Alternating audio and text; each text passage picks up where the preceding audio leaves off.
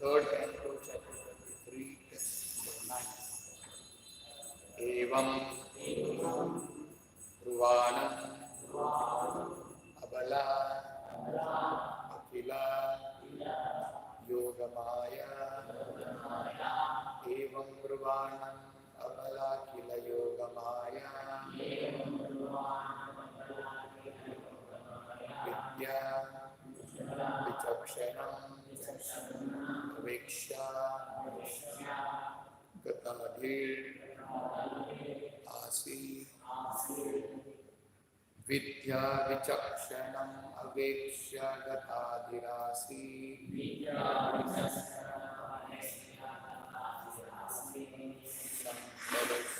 Sampraśraya-praṇaya-vihvalayā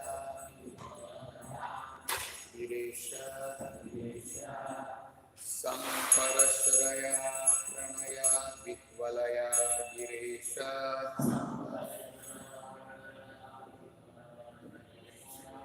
vrīḍāvaloka-vilasad-dhasitānanāha. vrīḍāvaloka-vilasad-dhasitānanāha.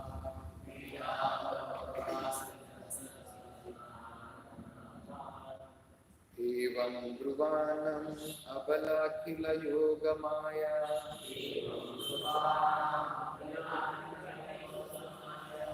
Vidyā-vicakṣaṇam avekṣya gatādhir āsīt.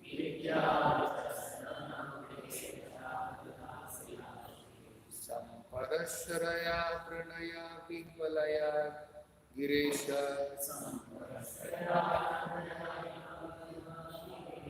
vrīḍāvaloka-vilasad-dhasitānanāha.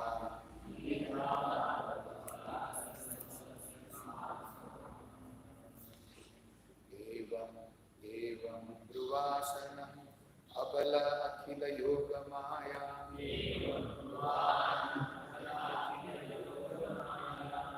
Vidyā-vicakṣaṇam avekṣya gatādhir āsīt.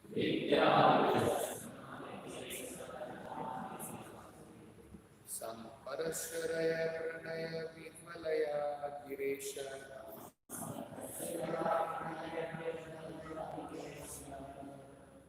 vrīḍāvaloka-vilasad-dhasitānanāha.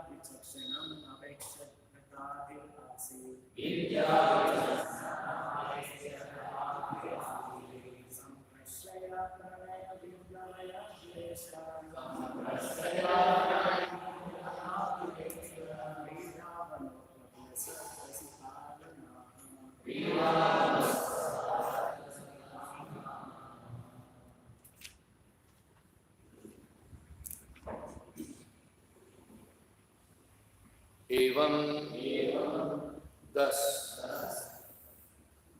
bruvāṇam speaking, abala the woman, akhila all, yogamāyā of transcendental science, vidyā-vicakṣaṇam, excelling in knowledge, avekṣya, after hearing, gatādhir, satisfied, āsīt, she became, sampraśraya-praṇaya, with humility, praṇaya, and with love, vrīḍāvaloka-vilasad-dhasitānanāha, with a voice, gireṣad, slightly, vrīḍā, bashful, avaloka, with a glance, vilasad, shining, āsīt, smiling, her face, she spoke. Translation and purport by His Divine Grace A.C. Srimad Bhagavatam SB. Upon hearing the speaking of her husband, who excelled in knowledge of all kinds of transcendental science, innocent Devahuti was very satisfied. Her smiling face, shining with a slightly bashful glance, she spoke in a choked voice because of great humility and love. Only repeat the translation. Upon hearing the speaking of her husband,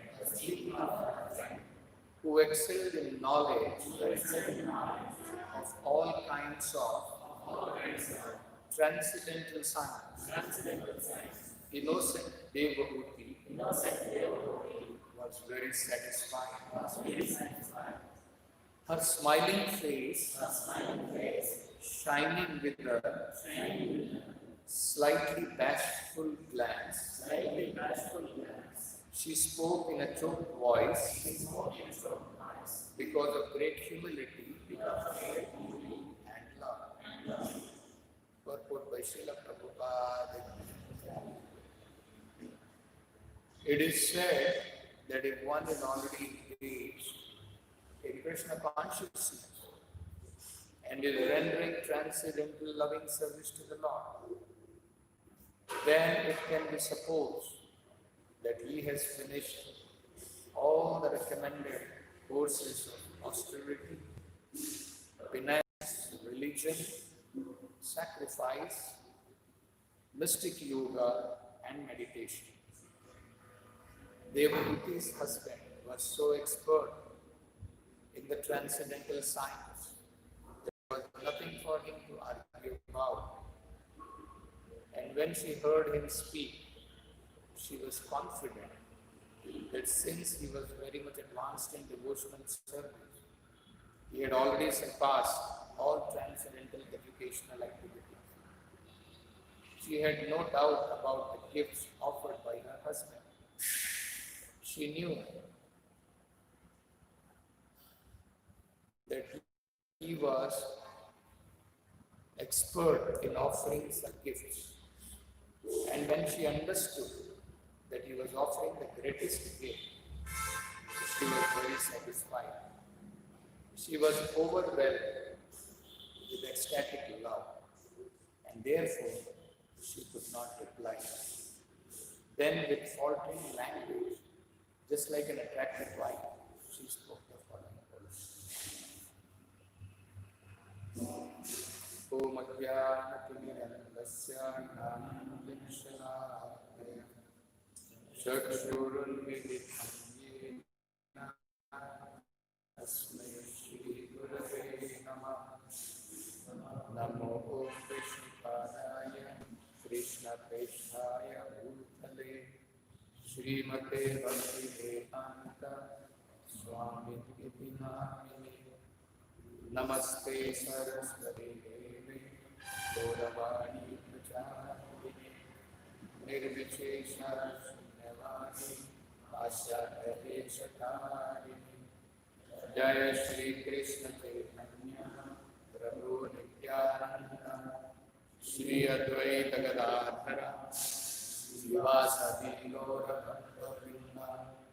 Hare Krishna, Krishna Krishna, Hare Hare, Hare Rama, Rama Rama, Hare Hare. So we see how Kardama Muni was very much satisfied with the kind of service which Devabhuti had rendered with great awe and reverence, with great intimacy. And now here we see not only with great intimacy and lot of respect, she was very humble and she rendered that service with love.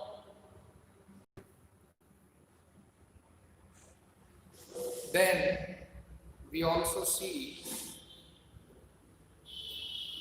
that Kardama Muni offered spiritual gift to Devabhuti. And he also explained that these spiritual gifts are completely different from material gifts. These are never lost. All kinds of material gifts, they will be finished, they will be vanquished. But these spiritual reward, they place one in spiritual position where one becomes completely fearless. So, here it is explained, Devabhuti was very much satisfied with these gifts. Just like we see, even in the case of Dhruva Maharaj, Dhruva Maharaj was not looking for spiritual gifts, he was looking for material gifts. But when he obtained the audience of the Lord directly, he realized his mistake. And he was very satisfied with the spiritual blessings with the Lord, which the Lord had offered to him. Swamin Krithartosmi Varna Yache. I am now completely satisfied. I don't want anything else. So similarly, we see here, Devabhuti is very much satisfied. Why is she so much satisfied? What is her understanding? Is this because Kardama Muni is her husband? So let me be satisfied with whatever gift he is offering. No. Devabhuti knew very well that Kardama Muni is very advanced in spiritual life. So, whatever gift he offers is the topmost gift. Because a saintly person, a great personality like Kardama Muni, in that sense has nothing material to give. Their only possession is actually spiritual wealth. Here, there are some very important things which are mentioned, which we will try to understand. It is said here, upon hearing the speaking of her husband, who excelled in knowledge of all kinds of transcendental science. This is the qualification. Why she is so much satisfied with the gifts? Because she knew that Kardama Muni excelled in knowledge of all kinds of transcendental science. There are various levels of transcendental science. There is a knowledge of Atma, there is a knowledge of Paramatma, there is knowledge of Brahman, and there is knowledge of Supreme Bhagavan. So Devahuti knew that Kartama Muni is on the topmost transcendental platform of devotional service. He has excelled even in transcendental knowledge. So, this is very important to understand, and Prabhupada is highlighting this point in the purport today. Sometimes, a lot of people ask this question, and we find the same thing in the life of Lord Chaitanya. Chaitanya Mahaprabhu, in his early childhood, he had undergone the study of grammar, the study of varieties of Nyaya, logic, and he was the greatest of the Pandit of his time. He was called as Nimai Pandit. But then, when he met his spiritual master, Ishwarapuri advised him that better you don't read Vedanta, better you don't undertake the studies of all this Vedic literature, because you'll get bewildered. You just take to the chanting of the holy name of the Lord. So keeping firm faith in the words of his spiritual master, Chaitanya Mahaprabhu took to the chanting of the holy name of the Lord, and he found that his life was completely transformed. He was, without his knowledge, in ecstatic love. He was chanting and he became mad with ecstasy.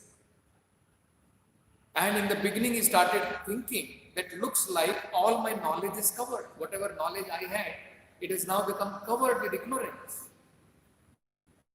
Let me go and just try to understand it with my spiritual master. So he went back to his spiritual master and revealed. And he said, Kiva mantra dilo gosai, what kind of mantra have you given me? By chanting I have become mad, and looks like that my knowledge has become covered with illusion. So Ishwarapuri replied that actually these are the symptoms of topmost transcendental platform which you have achieved simply by chanting the holy name of the Lord. This is the very nature of the holy name, that anyone who chants, it induces him to dance in ecstasy. That is the nature of the holy name. So he said, not only you chant, you make others to also chant the holy name. And that is the point where Chaitanya Mahaprabhu gave up all his so-called scholarship and simply performed the Sankirtana, going house to house, street to street, and inundating the whole world with love of God. So when Chaitanya Mahaprabhu was chanting in ecstasy like this, in Jagannath Puri, Sarvabhauma Bhattacharya heard about Chaitanya Mahaprabhu. And when Chaitanya Mahaprabhu fainted in ecstasy in Jagannath Puri, and he was brought to the house of Sarvabhauma Bhattacharya, Sarvabhauma Bhattacharya advised him that you are a young sannyasi, better you should study Vedanta, I will teach you Vedanta. So Chaitanya Mahaprabhu also said, okay, you teach me Vedanta. continuously Chaitanya Mahaprabhu was hearing. But later we find Chaitanya Mahaprabhu explained to Sarvabhauma Bhattacharya that the essence of Vedanta is to understand Krishna and to glorify, chant the holy name of Krishna. And we find Sarvabhauma Bhattacharya also gave up his so-called scholarship and became a great devotee of the Lord. That we discussed earlier, that the same Sarvabhauma Bhattacharya, who was so much attached to impersonal liberation, actually started hating even the very word mukti. So when he quoted the verse from Bhagavatam, which said mukti, he changed it to bhakti. And Chaitanya Mahaprabhu was very satisfied that see how much transformation has come in Sarvabhauma Bhattacharya, that he does not even like this word. But of course Chaitanya Mahaprabhu explained that we should not be changing the words of Bhagavatam.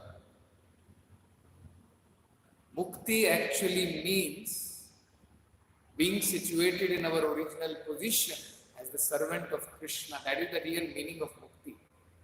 So we do not require it to change it to bhakti, because there is no difference between actual mukti and bhakti. Because real mukti is obtained when one has become situated in devotional service. Otherwise, it is temporary mukti. It is not actual mukti. One again falls down. If he is not situated in his original position, one again falls down. Temporarily, one may be elevated. So, we can see that actually Chaitanya Mahaprabhu demonstrated one who is chanting the holy name of the Lord actually has finished all the studies of the Vedanta.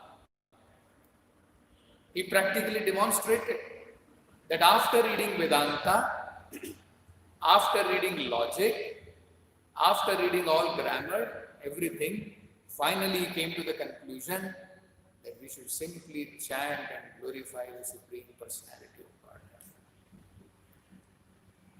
And we find the same thing with Sarvabhauma Bhattacharya, who was a great Vedantist. That factually he gave up the so-called study of Vedanta and he took to devotional service of the Lord. So, this is very important to understand, that if somebody is chanting the holy name of the Lord, if somebody has come to the point of chanting the holy name of the Lord, that means he has already finished all his Vedanta studies, because the final gist of the Vedanta is to understand Krishna and glorify Krishna. Krishna says that in Bhagavad Gita itself. Vedanta krit veda-vicakṣaṇam. And from all the Vedas, I am to be known. Vedischa sarve aham eva vidyā. So if one has come already to that point, then one should understand that actually one has surpassed all the other Vedic literatures, all the other knowledge. Now he has achieved the topmost transcendental knowledge. So Devahuti understood this conclusion that Kardama Muni, being engaged in devotional service of the Lord, is the topmost transcendentalist. He has excelled in all transcendental knowledge. So this is very important for devotees to understand.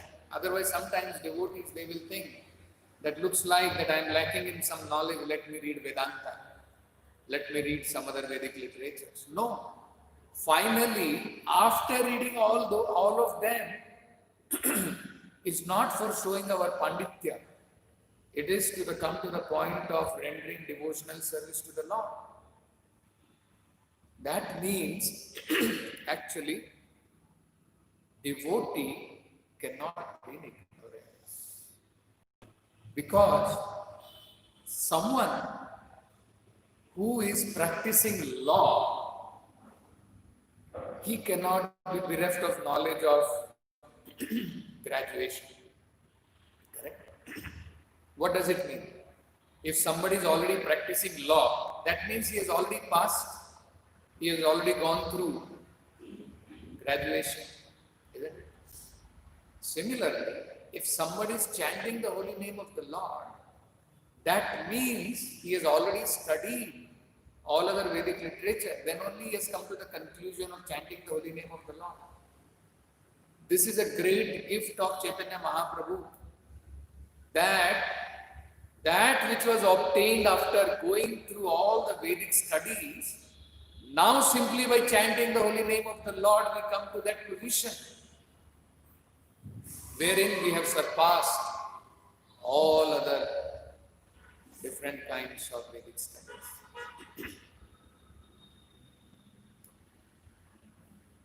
In Bhagavad Gita, we find this very systematically explained. Otherwise, sometimes even devotees fail to understand how devotional service is the topmost platform, how this is the greatest of the knowledge. Correct? Sometimes even devotees fail to understand. Third chapter, in the second chapter, Krishna begins with knowledge of matter and spirit.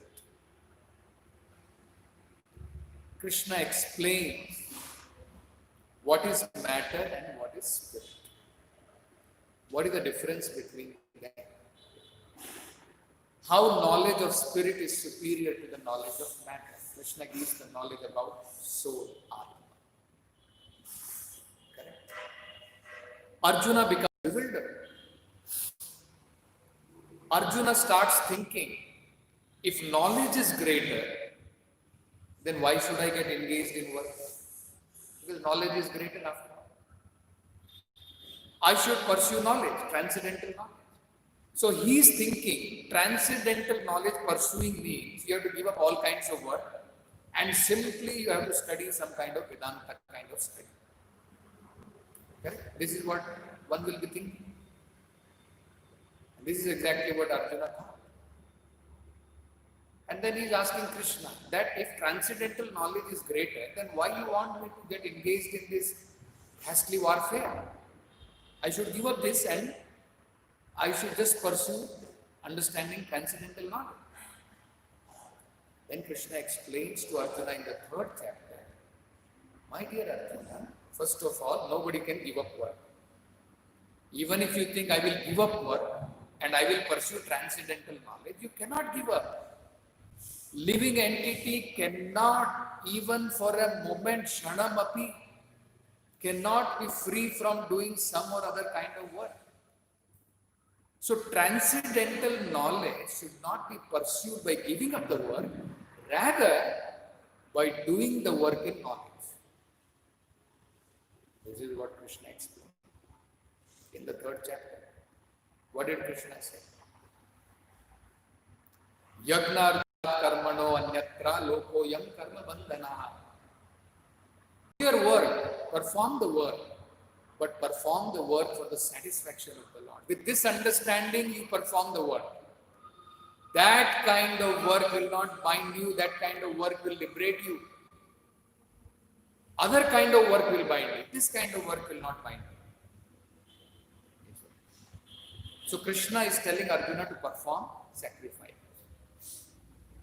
Then, in the next chapter, where Krishna is talking about knowledge, transcendental knowledge, Krishna is once again explaining in the fourth chapter that all kind of sacrifices culminate in transcendental knowledge.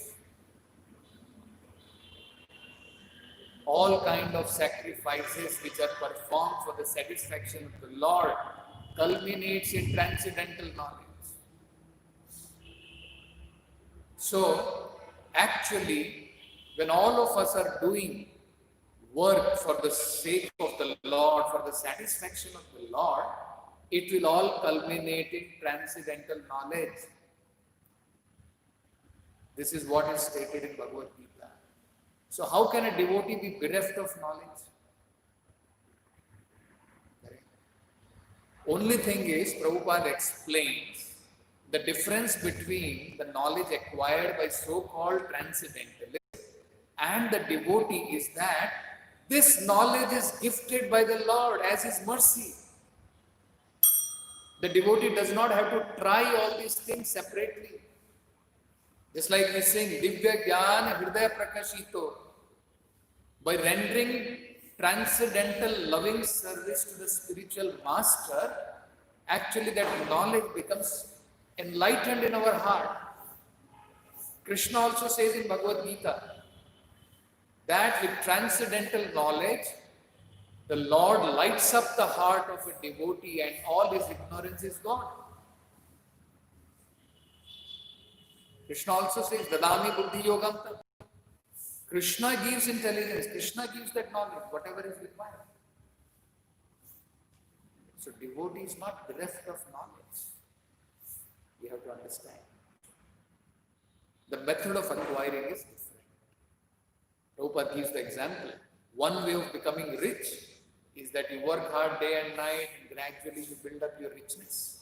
Another is if one rich man gives you a check of millions of dollars. Overnight you become rich. Isn't it? Devotional service is like that. By getting the mercy of the Lord, by getting the mercy of the spiritual master, one becomes enlightened in this knowledge. That's how you find humility is one of the items of knowledge, because knowledge dawns upon a person when he is humble. When with humility he surrenders to the spiritual master, renders service to him in humility and surrender and knowledge. So actually this is the real process of gaining transcendental knowledge. So I'll just read one beautiful portion in Bhagavad Gita in the 4th chapter, where Krishna explains that actually all sacrifices leads to transcendental knowledge. So Krishna is saying in 33rd verse,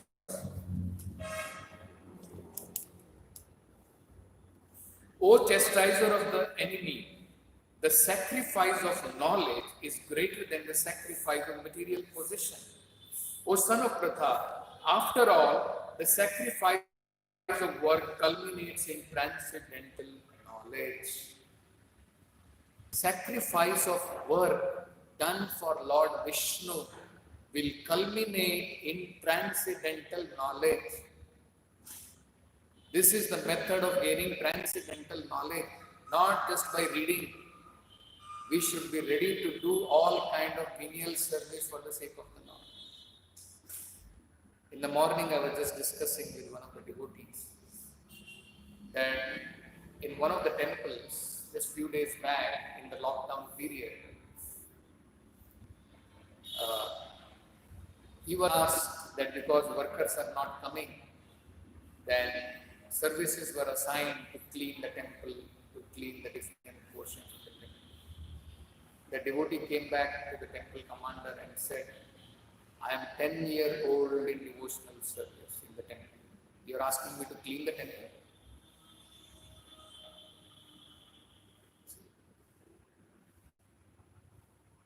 So, this is a misunderstanding. Chaitanya Mahaprabhu personally cleaned the temple. He is Supreme Personality of God. He personally cleaned the temple of the Lord.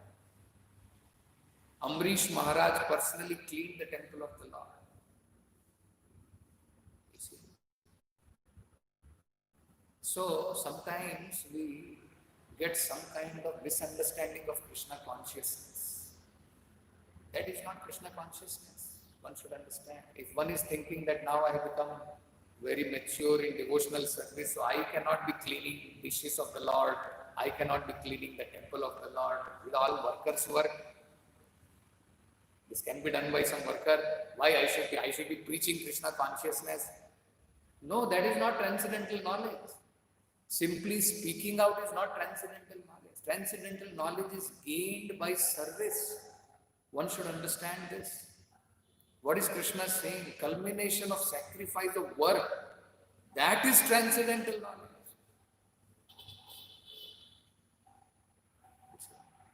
That's how we find that when some great Pandit came to discuss with Bhakti Siddhanta Saraswati Thakur, he wanted to discuss Bhagavad Gita. He said, first go and approach my disciples. So his disciples were all busy in cleaning the temple, in rendering varieties of menial services they were doing. And then when they said that we will discuss, then they said, first you get engaged here, then after that we will discuss. So they engaged him in menial service. Actually, that is a way of gaining transcendental knowledge.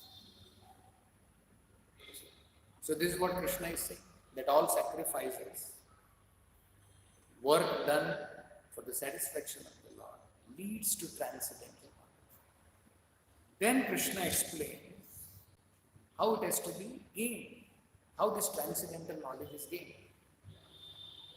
Next verse is that famous verse, tad viddhi pranipatena pariprashnena sevaya. So this transcendental knowledge, what does it say? Updekshanti te jnanam. They will give you transcendental knowledge because they have seen the truth. Updekshanti means they will reveal to you, they will tell you the truth. The real knowledge they will give you because they have seen the truth. So it is not to be gained by reading some Vedanta, it has to be gained by surrendering. Tat vidhi pranipatena, surrender. Render service to him, then he will bestow you with transcendental knowledge. Next it says, when we have learned the truth from such realized souls, then what will be the effect? When you have thus learned the truth, you will know all living beings are but part of me and they are in me and are mine. That means one will clearly understand his position, one will clearly understand the position of Krishna, that all living entities are nothing but part and parcel of the Supreme Lord, servant of the Supreme Lord. Next, Krishna explains what happens, because one may think, no, I am very sinful in my life. Krishna explains that this transcendental knowledge is so great. You may be the most sinner, most sinful, does not matter. It can take you across this material ocean.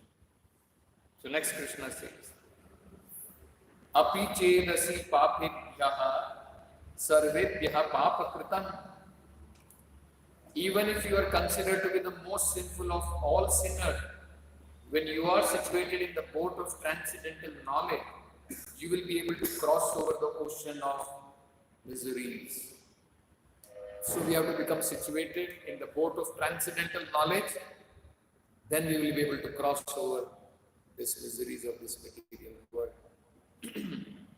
Next, Krishna explains this transcendent, nothing is in this material world is like transcendental knowledge. What is it?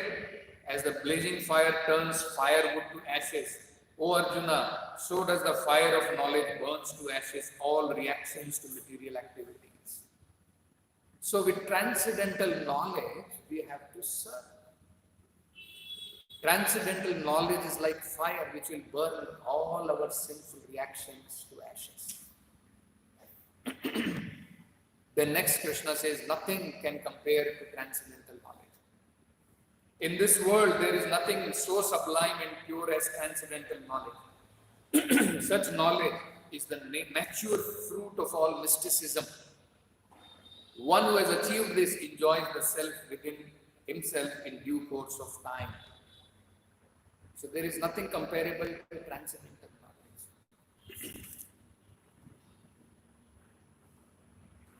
So we can see here, Devahuti was able to recognize this, that Kardama Muni has got the matured fruit of transcendental knowledge. He is expert, most experienced in all kinds of transcendental knowledge. So Prabhupada is saying, upon hearing the speaking of her husband, who excelled in knowledge of all kinds of transcendental science, innocent Devahuti was very satisfied. In the purport, Prabhupada is saying, it is said, if one is already engaged in Krishna consciousness and is rendering transcendental loving service to the Lord, then it can be supposed that he has finished all recommended course of austerity, penance, religion, sacrifice, mystic yoga and meditation. This looks something, that how it is possible. One who is engaged in the chanting of the holy name of the Lord, he has surpassed all kind of penances, all kind of religion, sacrifices, mystic yoga, meditation, everything. So sacrifices we have seen, because by performing sacrifice for the Lord, one gains transcendental knowledge. So yes, he has already surpassed all kind of sacrifices. Correct?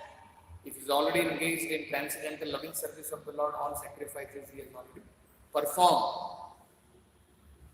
How does one understand about austerity? Penances.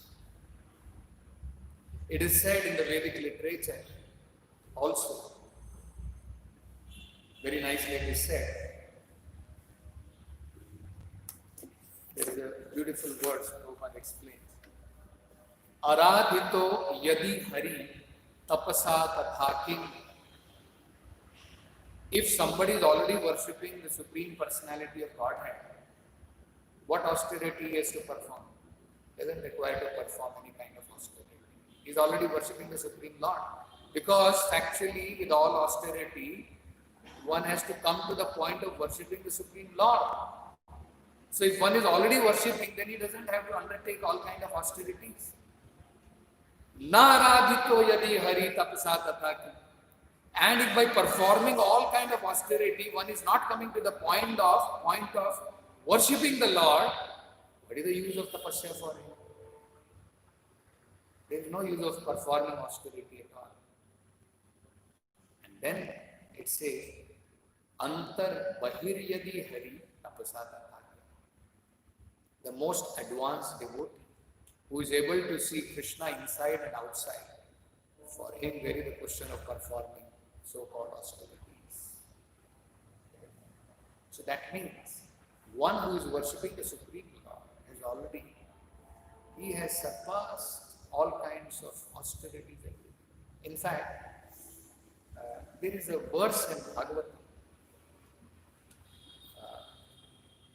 What is that? Yan nama dheya. Somebody knows that? Remembers? Devahuti is chanting that verse. Next verse is Aho vata swapachuvatu gariyan yajjibhagare vartate namatubhyam. One verse before that.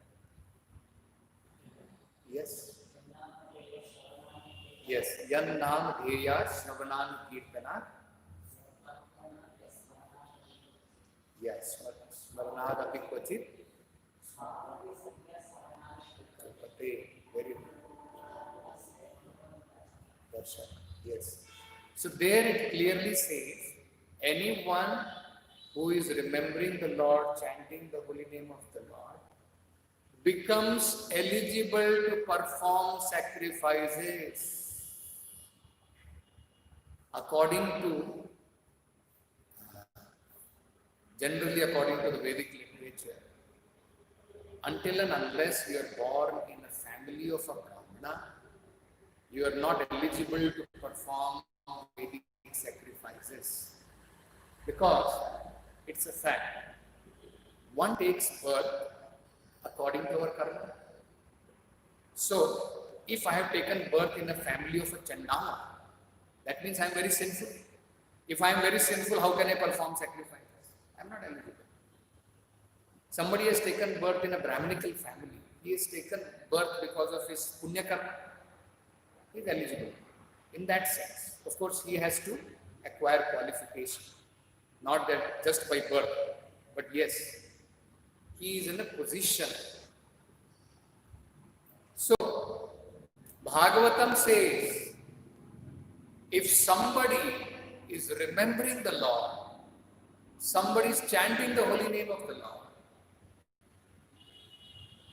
such a person, even though he is born in the family of a dog eater, he becomes eligible to perform Vedic sacrifices. And in the very next verse, she is saying, devotee is saying, Aho bato swapacho ato gariyam yajjipaha kare vartate nama tutyam te pustapaste junu sasalurarya. Correct? That all kinds of tapasyas, all kinds of sacrifices, everything they have finished in their previous life, and now even though he may be born in the family of a dog eater, his tongue is able to chant the holy name of the Lord.